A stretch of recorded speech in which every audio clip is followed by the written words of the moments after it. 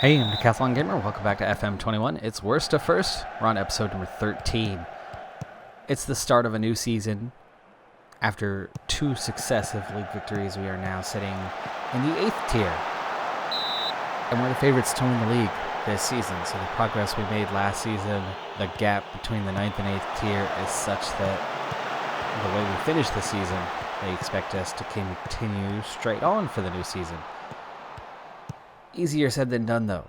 The talent is actually there to make that happen. It is. So that part's fantastic. But we could really, really struggle in the next 8 to 10 matches. And there's one simple reason for that. And we'll see how soon we can get that turned around. But the issue? The entire roster, the one we're looking at here, the first 11, the 7 reserves, those 15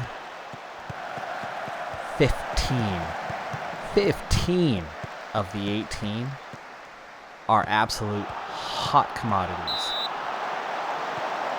We're getting full-on money offers. We're getting $125,000 for Jean Grey kind of offers. Now, with a sugar daddy kind of board, we're fine. They haven't accepted any of these deals. They're not enough money, not at this point in time, to threaten losing players. But what is happening is that 15 of the 18 players are upset that they haven't been allowed to move on. And I can't blame them in one bit. That's definitely going to work hard. The offers that are coming in aren't just teams that are a division or two higher than us, or 2 or 3 divisions higher than us. It's championship and premier sides. As Jean Grey deflects that one, starts the counterattack for us, but we don't. They've already got numbers behind it before we can really get anything going.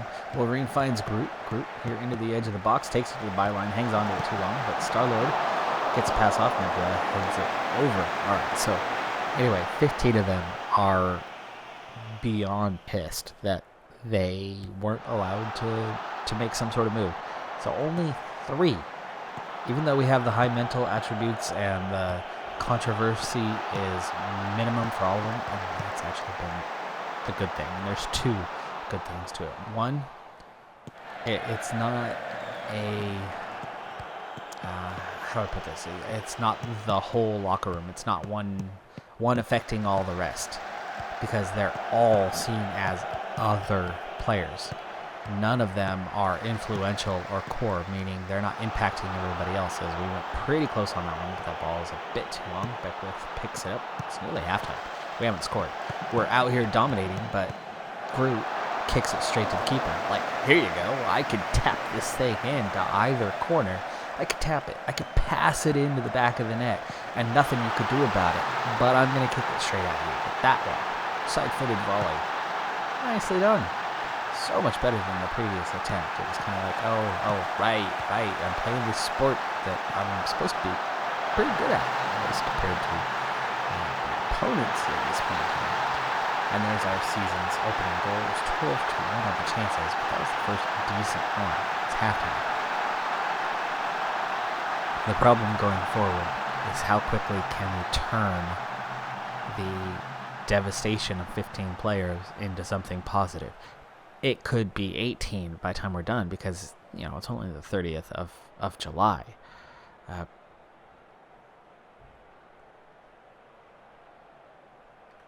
There's a lot of time until transfer deadlines in those top divisions, and those offers. That money's going to just keep rolling in. Now the board doesn't seem so much an issue in where we're at right now in terms of offers. I think it would take significantly more money than this. And in the parameters of the experiment, I can bring them back immediately. But one thing that I'm decidedly not messing with, huge mistake from Storm and no help from the D. A strong sliding tackle would have either resulted in the red card or a clearance. And instead, look at that. Every chance to get that thing cleared out of there. And probably without the card. probably clean.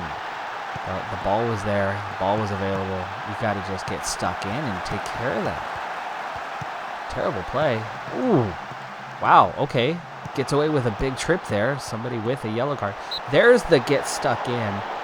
Missed it, but that was the moment we needed on the play before. It's shocking, though, that they've completely gotten away with a big trip to set that up, as that was our ball all the way. Groot misses that header. This is the teenager Groot, who is rather short.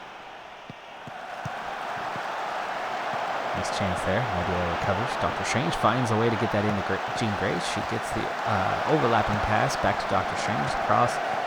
It's there, but the finish was not. Another chance. Here's Jean Grey. Takes it to the byline. Wolverine, and it's cleared away. We seem to be back in control where we were not there for a little bit at the start of the half.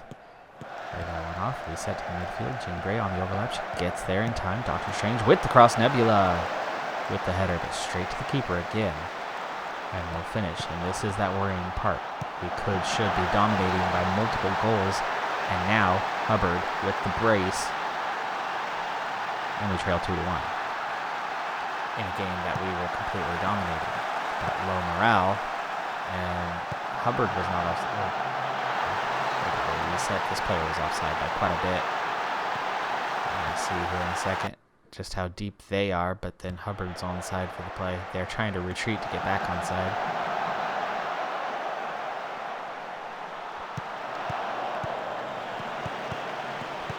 Alright, time to demand more. And here we go. Nebula. Groot.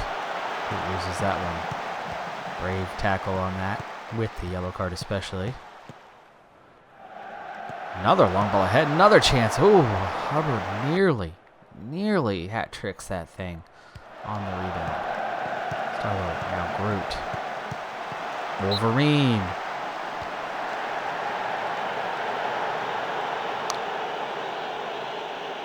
Looking live, I thought he was onside.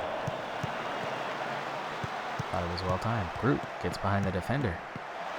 Gets Gamora. Gamora off the post twice.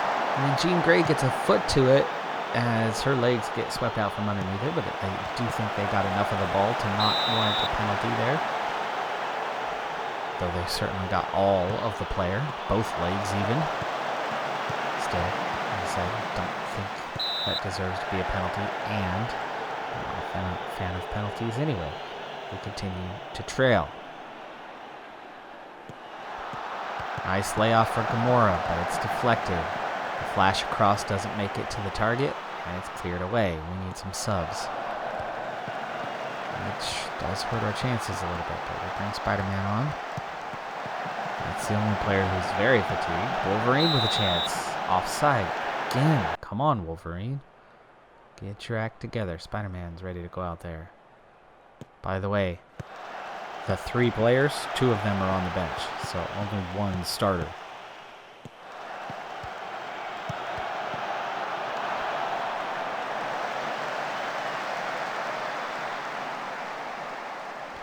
Gamora.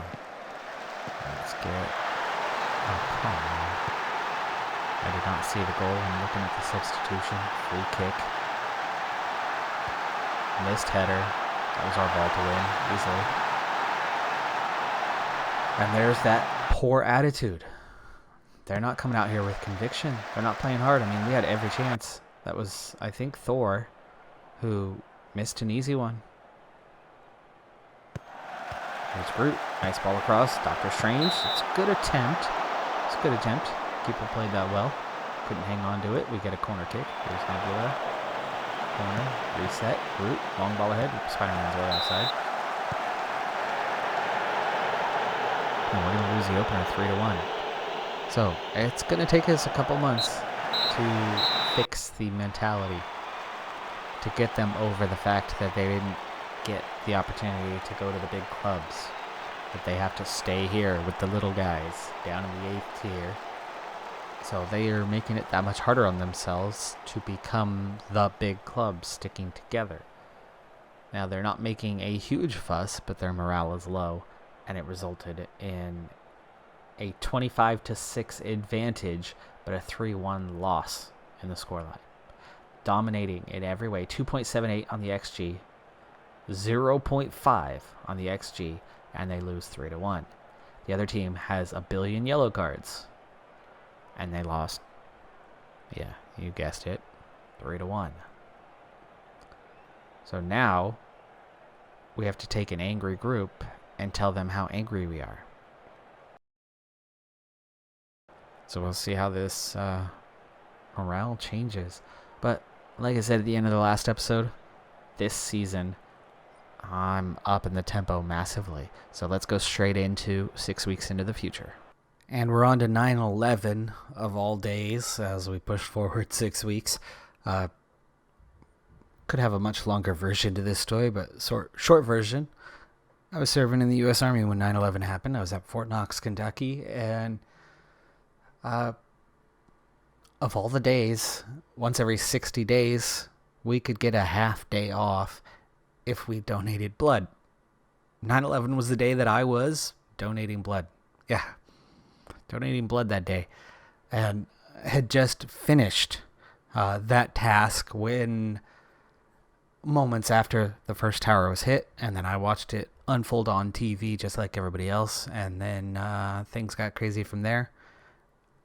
Within a few hours of packing a bag, I did not see my bed again for 2.5 months. Though I was still at Fort Knox, but just the lockdown and securing the base and dealing with all of that was very time consuming. Like I said, there's so much more detail than that. That's a very short summary, but we're not here for that. We're here for this. 6 weeks on, well, things are looking a little better. For one, now that we're into September, the big teams have come and gone. The offers got up to 350,000 by the end, so pretty sizable. And fortunately for us, the board resisted. They did not cave in. They didn't take the money on any of those offers. And slowly but surely, the players are kind of turning around and getting happy. And as they are, the results are flowing. There's still a group that's unhappy.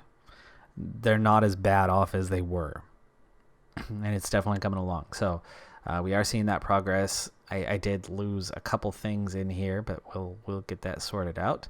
Like reassigning our striker and our midfielder here. There you go. Weird things happen when you go away for 6 weeks and then come back and you see this. Well, we started here and then we've built up. And actually, we've won 5 straight after losing the opener.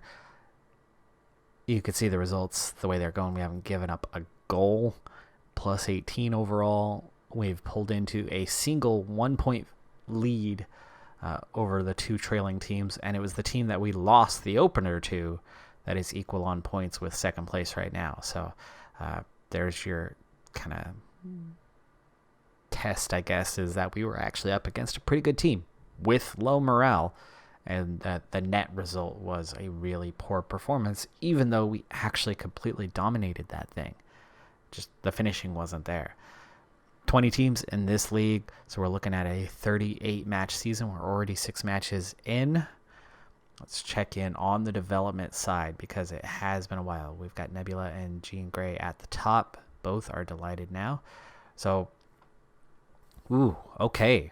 This is a real change from where we were, where we did our last kind of solid check-in of the team.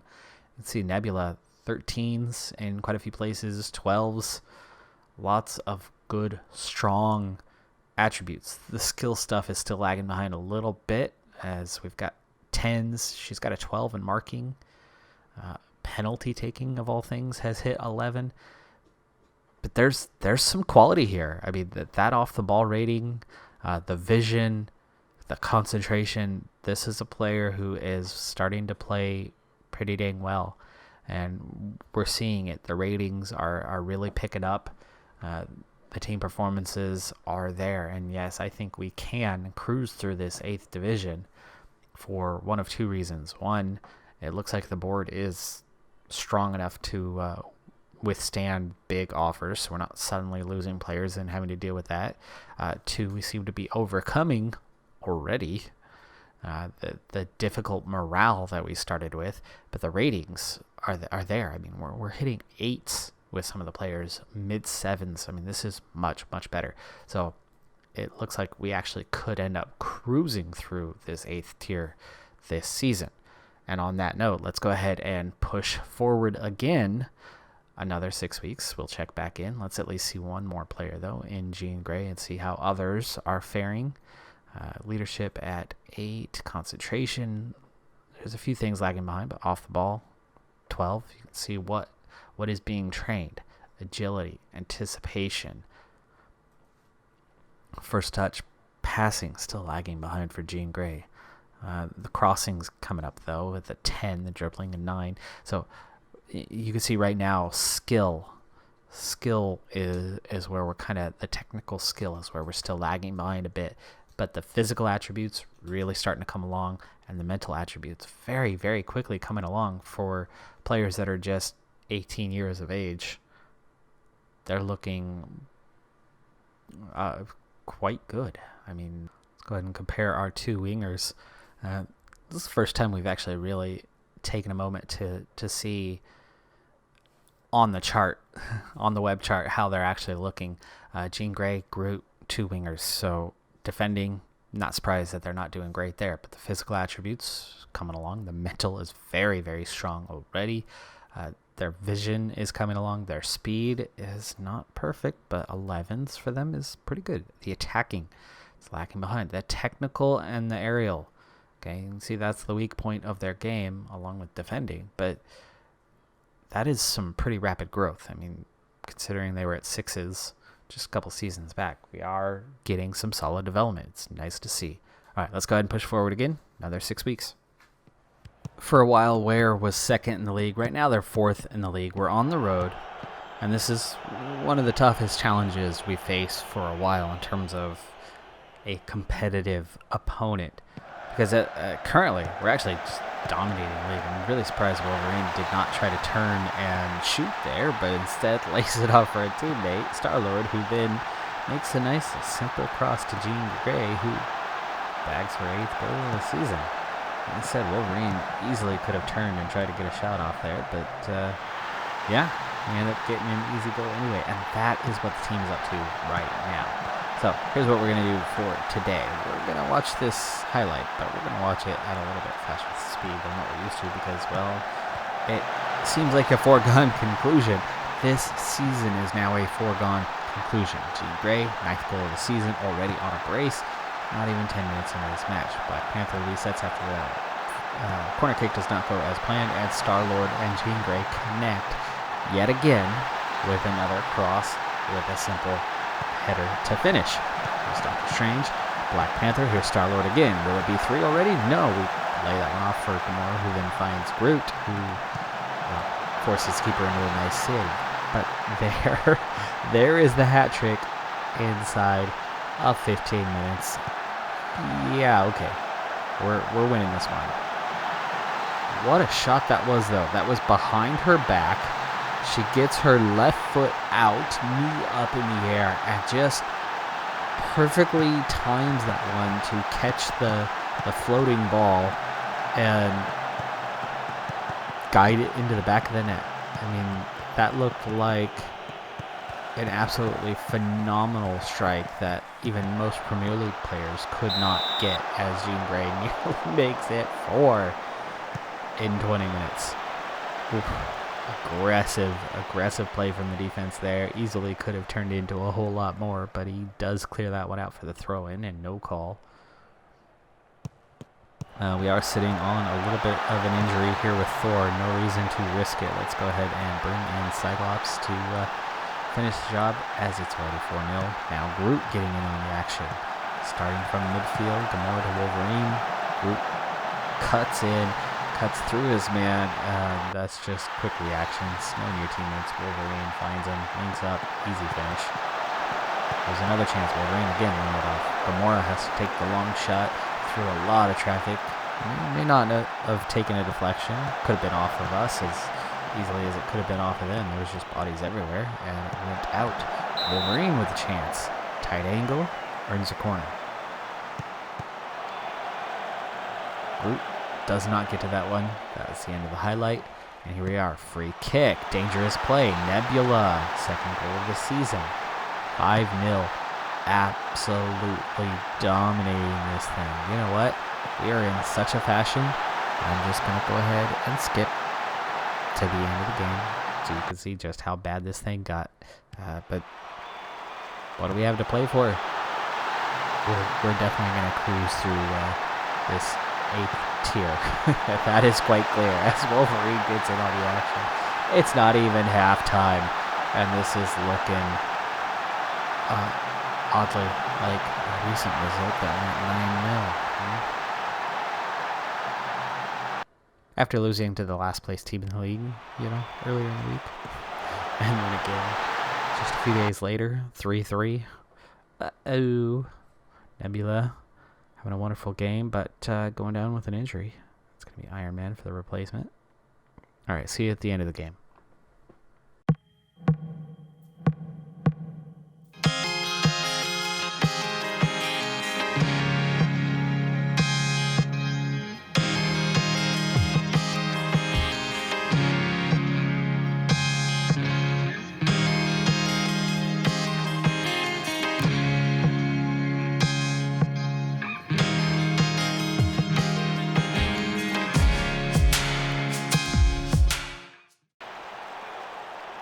After going up 8-0, team took their foot off the gas and finally allowed Ware to even have some sort of chance. They had a corner kick. They went deep and took the long shot and hit the crossbar, and then it bounced right to one of their players, who then just slotted it home with the finish and grabbed a goal. And then they actually even got one more shot off moments later, just after the free kick. So Ware got a little bit of a consolation. Until that moment, it was 25-0 on the shots. Just completely dominating performance, but no clean sheet. 2 injuries in the match that'll leave Nebula and Thor both out for 3 to 5 weeks. That's a while. That's a good long while to be missing some players, and we do not have a lot of squad depth. So that does hurt a little bit. We've taken a single draw in the 13 matches after losing the season opener, but plus 40 on goal differential. We're absolutely crushing teams, and we are starting to get to a comfortable lead in the league with a lot of season yet to go. Plus 11 in the points department, so we're already almost 4 games ahead of the chasing AFC Mansfield. So the league itself, yeah, it's looking pretty comfortable at this point. I think we're going to continue just cruising on through this season. So next episode, we will get right to the end of the season. And speaking of things to come, we're not quite halfway through this season at this point, so there is still a ways to go. But we have improved training facilities, a second upgrade. We gained, 5 levels last time? We went from a level 1 to a level 6. I would love to see that hit level 11 this time. We are spending similar money on it. And actually, in terms of the finances, I missed that. The money's back up again. Okay, we had another injection of $5 million while we were speeding forward through time. So in August, we had a big influx of money once again, so the finances are right back to okay. And then, it looks like before the end of this year, we could probably turn right around and go right after the next facility upgrade. I don't see why not. Now, as for the team, they are up to a 680 in reputation from a 1. So that's a lot of progress in just 2 seasons. But that's also something well short. Now, club attendance is a 110. The maximum club attendance right now is not the 2,500. What is the actual? 250 is capacity, and seating is just 100. So we have got, at some point here, to do something about trying to upgrade that. We've got to keep an eye on when are we getting close to filling seats on a regular basis. Well, why don't we find out? So we're 10th in the league with 126. So we're right at 50% of capacity right now. It's going to take a little bit more than that, I think. Maybe next season we can make the demands about upgrading the stadium. Definitely, you don't have to be at 100%, but I don't think 50% is quite enough. So we're going to need to do something with that in the near future, but not too near. We've had 2 upgrades for Professor X in terms of licensing. He's still working on the Continental Pro license right now, so he's nearly done with that. But he'll have his few strong areas. He's got that determination, and then we're slowly kind of bringing up some of the other mental attributes as he really just didn't have them. So in time, that'll come up. All in all, enough time has passed. We could probably go for our next request, but I did ask for another coach right before the start of the season, and the coaching staff has definitely taken on a different look. We filled those few vacancies +1 as we went on and added another coach in. So this is how it's looking now across that department. We've got some 2.5-star areas. All right, so you can see we're down to a couple categories at 2.5 stars. Goalkeeping, handling, and goalkeeping coaching in general is still a little bit subpar. We have one new coach there in Hewitt. Orchard we got late last season. Probably make an upgrade there, but Hewitt himself isn't that great, and there was a drop-off to kind of the next choice that we had. So maybe mid-late season we'll look to replace Orchard and make some improvements in the goalkeeping department. Also, fitness coaching still lagging behind a little bit. We're having a hard time finding good fitness coaches that want to join us, but much better than the Anthony Isles that we had halfway through season 1 when we couldn't find anybody, and that was the first coach I was going after. And then we had to stick with him for a year and a half before we finally found something better. So hopefully in the near future, that's another area that we can make a significant improvement upon. Of course, our fitness is going well in terms of training, but I'd still like to see better coaching, period. All in all, though, massive improvement from where the team was just about a season ago. So things are really, really coming along. It looks like we actually even have one more vacancy that wasn't there previously. So we've added one more available to the coaching staff. So I'll fill one more spot. We'll find where we can make an improvement. Always moving in the right direction. You can also see our medical staff is starting to fill out, though we could have one more physio at this point. The recruitment team is the only thing that I'm staying away from, because why? Why bother? That's going to do it for this episode, though. I'm Decathlon Gamer. Thanks for tuning in. We've got that upcoming completion, and that's where we'll pick up with the next episode. Be sure to hit that like button. Be safe out there. Have a good one, everybody. Bye for now.